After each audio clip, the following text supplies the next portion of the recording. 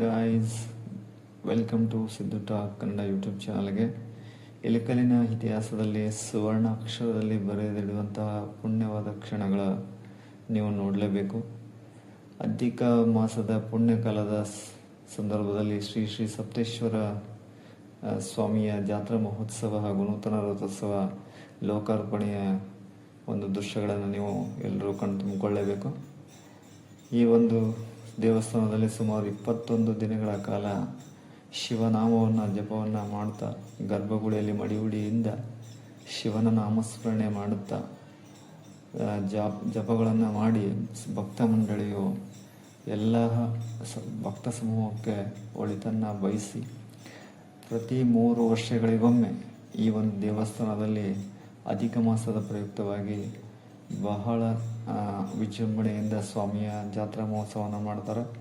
ಅಲ್ಲಿನ ಒಂದು ಆಡಳಿತ ಮಂಡಳಿ ಅಚ್ಚುಕಟ್ಟಾದ ರೀತಿಯಲ್ಲಿ ಭಕ್ತ ಸಮೂಹಕ್ಕೆ ಬರಮಾಡಿಕೊಂಡು ಅದಕ್ಕೆ ಒಂದು ಜಾತ್ರಾ ಮಹೋತ್ಸವಕ್ಕಾಗಲಿ ಈ ಒಂದು ನಾಮಸ್ಮರಣೆಯ ಪೂಜೆಯಲ್ಲಿ ಭಕ್ತರು ಪಾಲ್ಗೊಳ್ಳುವ ನಿಯಮಗಳನ್ನು ತಿಳಿಸಿ ಆ ನಿಯಮಗಳ ಪ್ರಕಾರವಾಗಿ ಅವರಿಗೆ ಸೇವೆ ಮಾಡಲು ಅನುವು ಮಾಡಿಕೊಟ್ರು.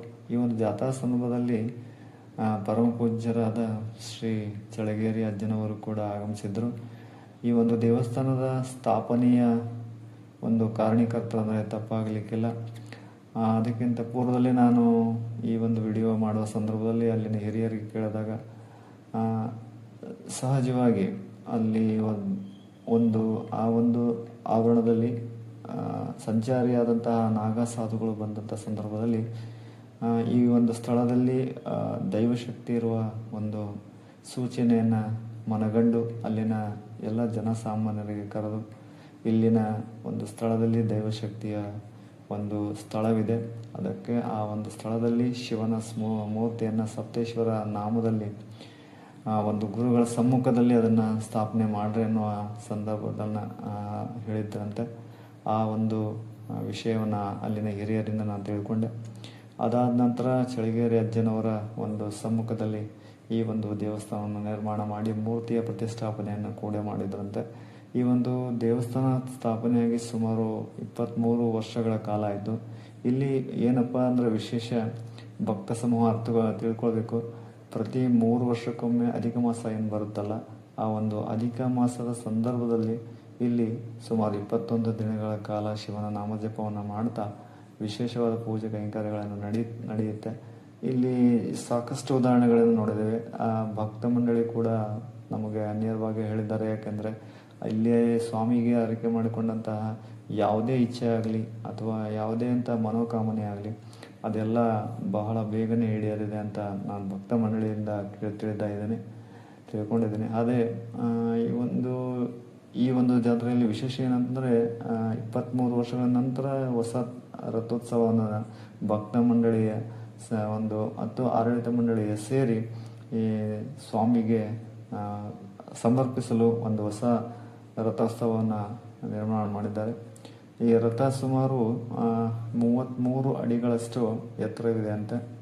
ಈ ಒಂದು ನೂತನ ರಥವನ್ನು ಪೂಜ್ಯರು ಹೋಮ ಮಾಡಿಸುವುದರ ಮೂಲಕವಾಗಿ ಭಕ್ತ ಮಂಡಳಿಯ ಸಮ್ಮುಖದಲ್ಲಿ ಹಾಗೂ ಆಡಳಿತ ಮಂಡಳಿಯ ಸಹಯೋಗದಲ್ಲಿ ಪೂಜ್ಯರು ಆ ರಥಕ್ಕೆ ವಿಶೇಷವಾದ ವಿಧಿವತ್ತಾದ ಪೂಜೆ ಕೈಂಕರ್ಯಗಳನ್ನು ಅರ್ಪಿಸ್ತಾ ಇದ್ದಾರೆ. ತಾವೆಲ್ಲರೂ ಈ ವಿಡಿಯೋದಲ್ಲಿ ನೋಡ್ಬೋದು. ಪೂಜ್ಯರು ಶ್ರೀ ಚಳಗೇರಿ ಅಜ್ಜನವರು ಮಾಡ್ತಾ ಇದ್ದಾರೆ ಪೂಜೆಯನ್ನು. ಹಾಗೆ ಭಕ್ತ ಸಮೂಹ ಕೂಡ ಈ ಒಂದು ಪೂಜೆಗೆ ಸಾಕ್ಷಿಯಾಗಿತ್ತು. ಈ ರಥೋತ್ಸವ ಎಷ್ಟು ಮನಮೋಹಕವಾಗಿದೆ ಅಂತಂದರೆ ನನಗೆ ವೈಯಕ್ತಿಕವಾಗಿ ಅನಿಸಿದ್ದು, ಈ ರಥವನ್ನು ನೋಡ್ತಾ ಇದ್ದರೆ ನಮ್ಮ ಕೊಪ್ಪಳದ ಶ್ರೀ ಗವಿಸಿದ್ದೇಶ್ವರ ಸ್ವಾಮಿಯ ರಥದ ಹಾಗೆ ಇದೆ ಅಂದರೆ ತಪ್ಪಾಗಲಿಕ್ಕಿಲ್ಲ. ಈ ದೃಶ್ಯದಲ್ಲಿ ನೋಡ್ತಾ ಇರ್ಬೋದು ಎಷ್ಟು ಸುಂದರವಾದ ಅಲಂಕಾರವನ್ನು ಮಾಡಿದ್ದಾರೆ. ಹಾಗೆ ಈ ಒಂದು ದೃಶ್ಯದಲ್ಲಿ ನೋಡ್ತಾ ಇರ್ಬೋದು ಸ್ವಾಮಿಗೆ ಅಲಂಕಾರ ಮತ್ತು ತೇರಿಗೆ ಅಲಂಕಾರ. ಅಜ್ಜನವರು ಈ ಒಂದು ಪೂಜೆಯಲ್ಲಿ ಪಾಲ್ಗೊಂಡು ವಿಶೇಷವಾದ ಪೂಜೆಯನ್ನು ಸಲ್ಲಿಸಿದರು. ಈ ಪೂಜಾ ಸಂದರ್ಭದಲ್ಲಿ ಹೋಮದ ಪೂರ್ಣಾವತಿಯ ಕೊನೆಯ ಘಟ್ಟಕ್ಕೆ ಬಂದಾಗ ಸ್ವಾಮಿಗಳು ನಿಂತು ವಿಧಿವತ್ತಾಗಿ ಅದನ್ನು ಸುಸಂಪನ್ನಗೊಳಿಸುವಲ್ಲಿ ಅವರು ಎಲ್ಲ ಭಕ್ತ ಸಮೂಹದ ಮುಂದೆ ತಾವು ಪೂಜೆಯನ್ನು ಸಲ್ಲಿಸಿದರು. ಈ ದೃಶ್ಯದಲ್ಲಿ ನೋಡ್ಬೋದು, ಈ ಒಂದು ಸುಂದರವಾದ ರಥ ಸುಮಾರು 33 ಅಡಿಗಳ ಎತ್ತರವಾದಂತಹ ಸುಂದರವಾಗಿ ನಿರ್ಮಾಣವಾಗಿದೆ. ರಥ ನಿಜವಾಗಿಯೂ ನಮ್ಮ ಇಳಕಲ್ಲಿನಲ್ಲಿ ಬಹಳ ಸುಂದರವಾದ ಕೆತ್ತನೆಯ ಮೂಲಕವಾಗಿ ನಿರ್ಮಾಣ ಮಾಡಿದ್ದಾರೆ. ಈ ಒಂದು ರಥೋತ್ಸವಕ್ಕೆ ಅನೇಕ ರೀತಿಯ ದಾನಿಗಳು ತಮ್ಮದೇ ಆದಂತಹ ಸೇವೆಯನ್ನು ಸ್ವಾಮಿಯ ಪಾದಕ್ಕೆ ಸಲ್ಲಿಸಿದ್ದಾರೆ. ಅದು ಪ್ರತ್ಯಕ್ಷವಾಗಿ ಪರೋಕ್ಷವಾಗಿ ಯಾರೇ ಆಗಿದ್ದರೂ ಕೂಡ ಸ್ವಾಮಿಯ ಆಶೀರ್ವಾದ ಅವರಿಗೆಲ್ಲ ಇರಲಿ ಅಂತ ಹೇಳ್ತಾ ನೋಡಿ, ಇಲ್ಲಿ ಭಕ್ತ ಸಮೂಹ ಸ್ವಾಮಿಯ ಒಂದು ರಥೋತ್ಸವ ಒಂದು ವಿಧಿವತ್ತಾದ ಪೂಜೆಯಲ್ಲಿ ತಾವು ಕೂಡ ಪಾಲ್ಗೊಂಡು ಸ್ವಾಮಿಯ ಕೃಪೆಗೆ ಪಾತ್ರರಾಗೋಣ ನಿಟ್ಟಿನಲ್ಲಿ ಬಿಸಿಲು ಮಳೆ ಎನ್ನದೆ ತಾವು ಕೂಡ ಈ ಒಂದು ರಥದಲ್ಲಿ ಭಾಗವಹಿಸಿ ಆಶೀರ್ವಾದವನ್ನು ಪಡಿಬೇಕು ಅನ್ನೋ ಮಟ್ಟದಲ್ಲಿ ಮಕ್ಕಳು, ಹಿರಿಯರು, ವೃದ್ಧರು ಹೀಗೆ ನೋಡ್ಬೋದಲ್ಲ ಆ ದೃಶ್ಯಗಳಲ್ಲಿ ಸ್ವಾಮಿಗಳನ್ನು ಪೂಜೆಯನ್ನು ಮಾಡುವ ಸಂದರ್ಭದಲ್ಲಿ ಭಾಳ ಸುಂದರವಾಗಿ ಕಾಣಿಸ್ತಾ ಇದೆ. ಮುಂದೆ ಹೋಮವನ್ನು ಮಾಡ್ತಾ ಇದ್ದಾರೆ. ಹೋಮದಲ್ಲಿ ಪ್ರಥಮ ಪೂಜೆ ವಿಘ್ನೇಶ್ವರನನ್ನು ಕೂರಿಸಿದ್ದಾರೆ, ಹಾಗೂ ಶಿವಪಾರ್ವತಿಯರನ್ನು ಕೂರಿಸಿದ್ದಾರೆ. ಆ ರಥದಲ್ಲಿ ಹೂ ಹಾರಗಳನ್ನು ಮತ್ತು ಕಳಶವನ್ನು ಇಟ್ಟು ಆ ಧ್ವಜವನ್ನು ಕೂಡ ಆ ತೇರಿಗೆ ಸಮರ್ಪಣೆ ಮಾಡಿ ಅದಕ್ಕೆ ಪೂರ್ಣ ರೀತಿಯಾದ ತಯಾರಿಯನ್ನು ಮಾಡಿದ್ದರು. ತಾವೆಲ್ಲರೂ ಈ ದೃಶ್ಯಾವಳಿಯಲ್ಲಿ ನೋಡ್ಬೋದು ಯಾವ ರೀತಿ ಸುಂದರವಾದ ತಯಾರಿಯನ್ನು ಮಾಡಿದ್ದಾರೆ. ತಾವೆಲ್ಲರೂ ನೋಡ್ತಾ ಇದ್ದೀರ.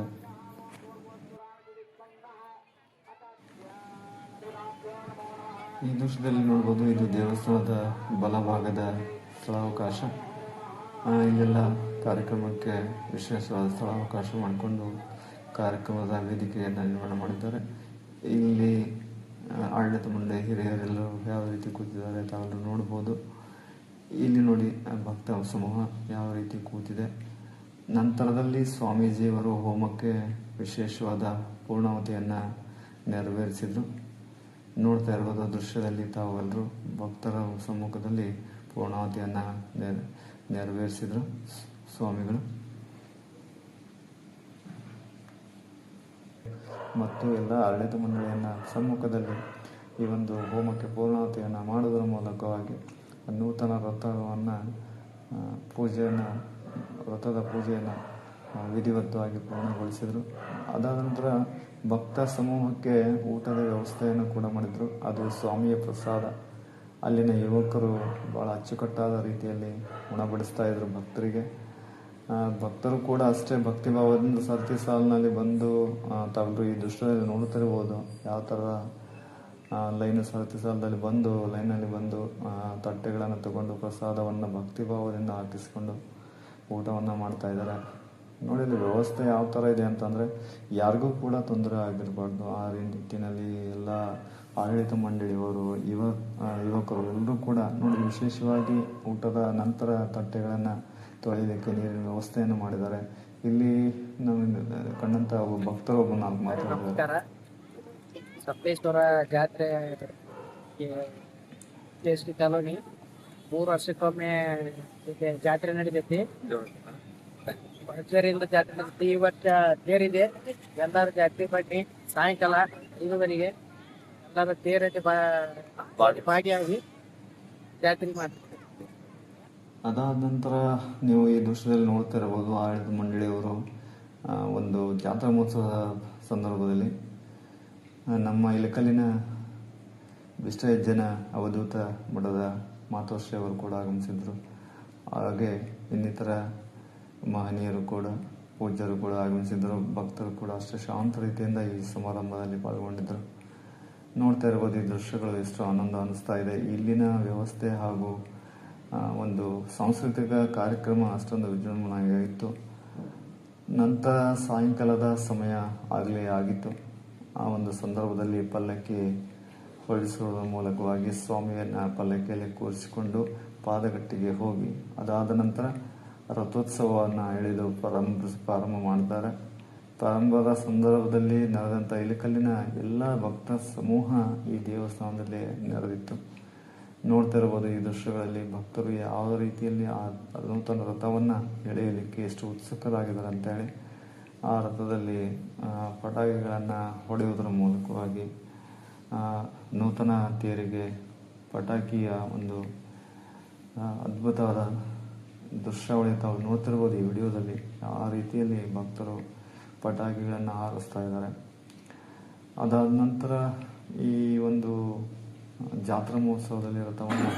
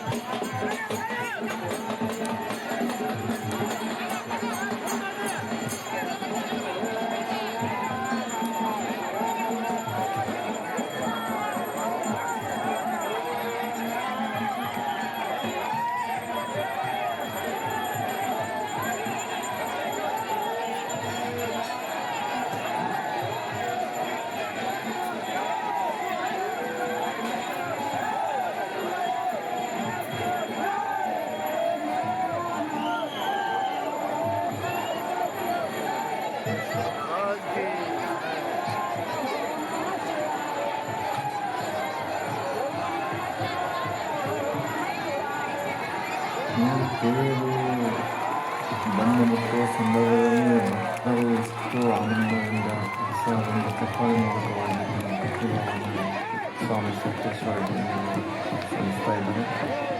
ನೋಡಿ, ಭಕ್ತ ಸಮೂಹ ಇಷ್ಟೊಂದು ಸಂದರ್ಭದಿಂದ ಭಕ್ತಿಭಾವದಿಂದ ಸ್ವಾಮಿ ನಿಂತಲೇ ಎಲ್ಲರಿಗೂ ಒಳ್ಳೆಯದನ್ನು ಮಾಡಿ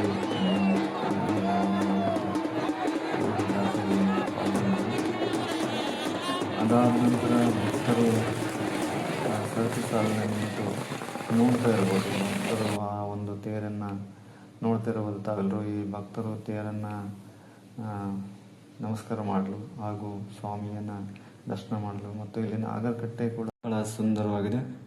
ಸೊ ಇದಾಗಿತ್ತು ಗೈಸ್ ಇವತ್ತಿನ ವಿಶೇಷವಾದ ವಿಡಿಯೋ.